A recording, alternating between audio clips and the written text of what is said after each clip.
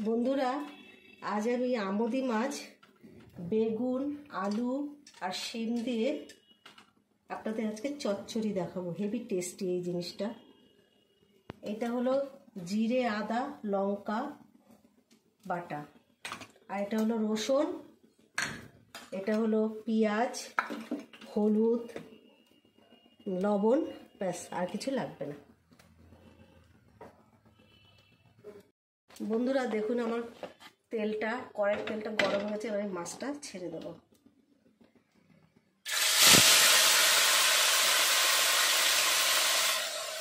আমার মাছটা ভাজা হয়ে গেল। এবার আমি কড়াইতে তেলটা গরম হয়েছে, একটুখানি কালো জিরে দিলাম।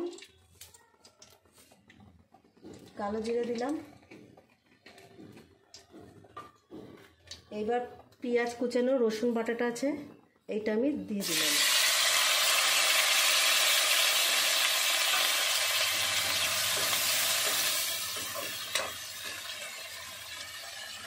হয়ে গেছে, এবার আমি এই সবজিগুলো দেবো।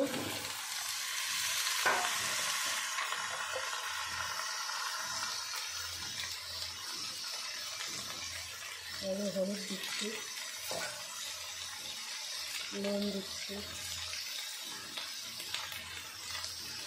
এবার আমি জিরে আদা লঙ্কা বাটা ধনে বাটা দিয়ে দিলাম। এর মধ্যে একদম জল দেবে না, শুধু কষা কষা করবেন।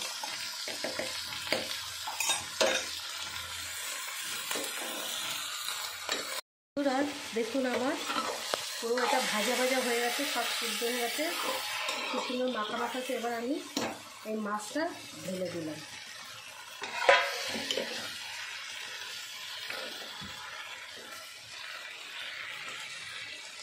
এবার আমি ধনে পাতা দিয়ে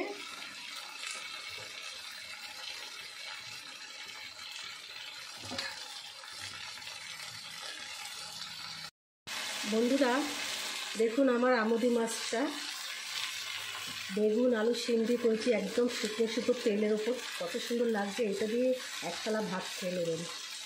আমার ভিডিওটা যারা লাইক শেয়ার সাবস্ক্রাইব করছে না, তারা প্লিজ আপনাদের কাছে অনুরোধ করছি, আপনারা আমার সাবস্ক্রাইবটা করে দেবেন।